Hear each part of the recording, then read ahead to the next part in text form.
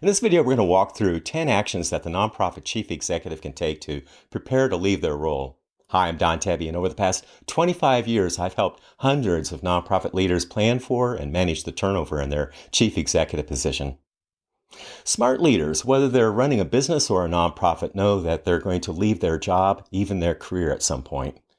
They understand that every job and every career will end in a transition eventually. It's just a matter of when, how, and how we'll manage when that transition finally occurs. And an exit strategy is all about that how well managed question. An exit strategy is a mindset and a set of plans to prepare yourself and your organization for your transition out of the chief executive role, whether that transition is in a few weeks, a few months, or a few years in the future. Instead of one massive plan, an exit strategy usually involves several plans that address at least these three areas: preparing your organization, preparing yourself, and managing the communications.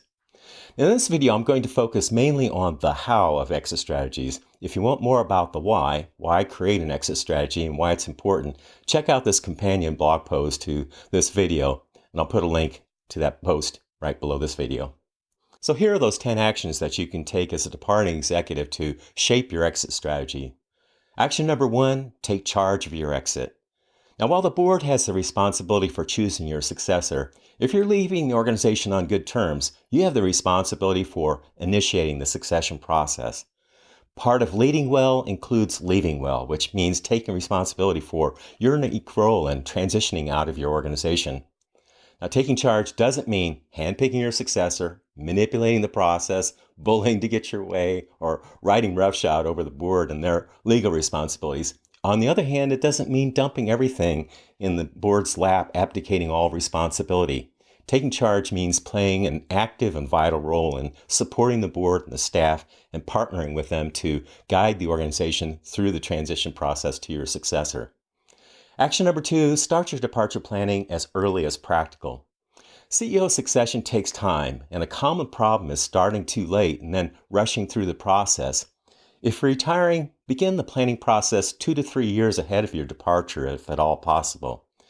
More time gives you more options, and starting early gives you the opportunity to ask big questions about your organization's future, and it also gives you time to work on building organizational sustainability, such as strengthening the board, adding bench depth to your management team, or improving other critical aspects of your nonprofit ahead of the transition. Now, here are a couple things that you can do to prepare your organization without setting a specific date. In other words, it's planning that you can do in stealth mode without revealing your departure intentions. First, assess the organization's sustainability and develop a capacity-building action plan. This will help you identify legacy issues and make sure that your organization is ready to hand over to your successor with pride. In the description below, I'll include a link to some organizational sustainability assessment materials. Second, work with your board to prepare a succession policy and a backup plan for the CEO position if you don't have one already. The policy will give your board a roadmap for managing the transition when you eventually decide to leave. And the backup plan, among other things, will help ensure that the CEO job description gets updated. My free Executive Succession Essentials Planning Guide will help you get these critical business continuity tools in place at your organization. I'll include a link below this video. Action number 3, set a departure date and stick to it. Once you set a date and announce it, don't backpedal. Waffling about your departure timing is a morale killer for your staff, especially potential internal successors. Action number 4, recognize that as a leader in transition, you have 3 jobs.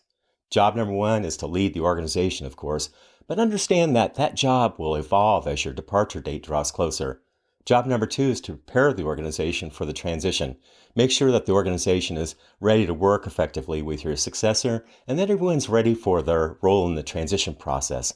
And job number 3 is to prepare yourself for life's next chapter. Ensure that you're ready for the transition into post-career life or whatever is next for you. This is a special time. You want to encourage the leaders around you to step up. Get the board to assume ownership and responsibility of the transition. Prepare your senior management team to get themselves and the organization ready for the new executive, including plans and briefings to onboard your successor. Action number 5, engage your board chair and the board as early as possible. Now, how early you disclose your departure intentions to your board is likely going to hinge on the strength of your relationship with your board. your trust in the board and the board's confidence in you. Now, recognize that when you tell them that you plan to leave, that's going to be an oh my moment for the board. So to set the stage, sketch out at least a modest exit plan before you tell your board. Sharing ideas about how to prepare the organization will give them the confidence about a way forward and signal your willingness to partner with them, and it will set the board on a path forward. Now, many executives report strategizing with the board chair about the planning and the announcement can be very helpful, and the board chair can help manage the board's reaction. Make sure that the board understands that their job is to manage the transition, not just to jump into search mode for your successor. To help them understand the transition process, get them to watch this related video, the board's 6 CEO transition tasks. Again, you'll find a link right below this video. Action number 6, manage the communications. Of course, telling your board is part of a larger communications process, and that communication planning usually begins with private speculation on the part of the CEO, what one of my colleagues refers to as the silent stage. At this stage, there's usually no disclosure except for maybe your closest confidants and advisors, say your spouse, life partner, business coach, so forth. This is usually followed by a confidential discussion with your board chair, then the board. And then from here on, the disclosure becomes a lot more public. Senior staff is next to find out, followed by line staff, quickly followed by critical stakeholders such as major donors and other funders and so forth, and collaboration partners. And then this is followed by a broader departure announcement to the public that's often concurrent with the announcement of the search for your successor. Some retiring executives have what I call soft disclosure type discussions with critical stakeholders very early on when they first begin the succession planning process. These are often kind of heads up messages along the lines of, this isn't public knowledge yet, but I'm planning to retire in a couple years. I'm not going anywhere soon, but the board and I are starting the succession planning process, and I wanted to make sure that you heard about this directly from me and not through the grapevine. Action number 7, prepare your organization. Preparing the organization involves 4 areas: the organization overall, the board, the senior management team, and the CEO job. And the actions that you can take depend a lot on how early you're starting the succession process. Now, in preparing the broader organization, it's about making sure that the organization is stable and, as much as possible, it's ready to thrive with your successor in place. When it comes to preparing the board, ideally you've got the right board in place going forward. Then closer to your departure date, make sure that the board recognizes the importance of this transition and that they don't just seeing it as a hiring exercise, that they recognize that a CEO transition involves a change process and part of their job is to be attentive to that change. Now, turning attention to your senior management team early on, ensure that you've got the right people in place and that it's a team that you'd be proud to hand off to your successor. Then as your departure date draws closer, prepare your team for any role that they'll play in the transition process, especially helping to onboard the new CEO. Now, about the CEO job, it's all about making sure that the job is successor ready. So before the board launches the search, get them to unpack, refit, and recalibrate the job. Unpack to understand the role in practice, not just what's on paper. Refit to get rid of or delegate old responsibilities that no longer fit, and of course adding in what's missing. And recalibrate to reflect the future leadership needs of the organization. Now, to do that, encourage the board to get clear about the organization's direction and take that into consideration as they update the job responsibilities and qualifications. Action number 8, prepare yourself.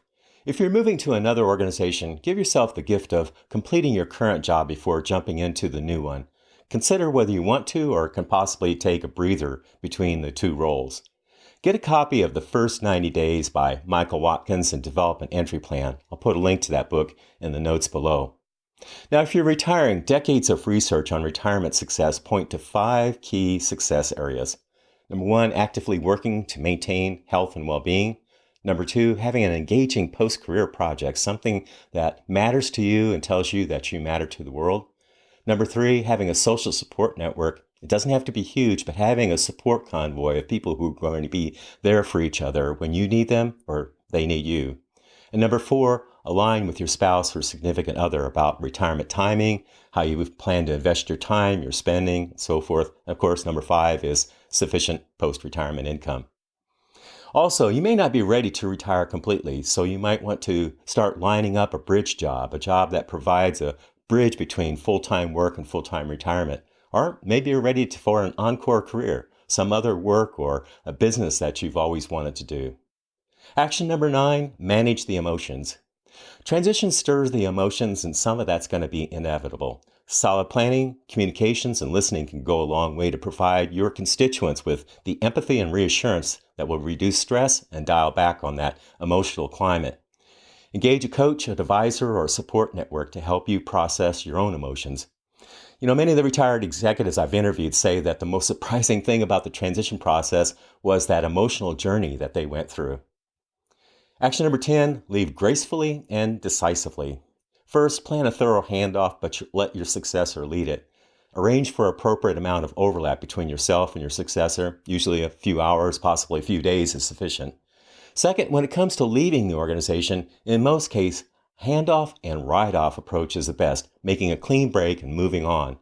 But if you plan to have an ongoing role with your current organization, know that if it's going to work at all, it has to work first for your successor. So make sure that the role is clearly defined, that your successor has control over the employment arrangement, and include check-in processes to make sure that the arrangement continues to work.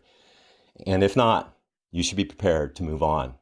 Certainly your successor shouldn't feel saddled with your presence. And I highly recommend against taking a seat on your organization's board of directors, at least not for a year or two. Strive for closure for yourself and for those around you. Rituals such as that much maligned retirement dinner, they serve a vital role in helping people come to terms with change and provide a psychological line of demarcation that enables people to move on. The transition between chief executives is a watershed moment for an organization, and preparing an exit strategy can help you ensure that you, your organization, your board, and your management team are all ready for that journey, and that they have a roadmap to follow. Speaking of roadmaps, if it's time to create your own exit strategy, get a copy of the Nonprofit CEO Succession Roadmap. It's a complete guide for soon-to-retire executives to prepare themselves and their organizations to flourish in life's next chapter. In fact, the 10 ideas I've shared in this video are a very abbreviated version of the preparation process outlined in the book. I'll include a link below where you can check the book out. And if you have a question, I've also included a contact link below in the description. It'll take you to a page on my website where you can either email me or even book a free one-on-one call. Thanks for watching. I hope to see you back here for another video where I help nonprofit executives and boards navigate executive succession and the other big transitions in their leadership journey.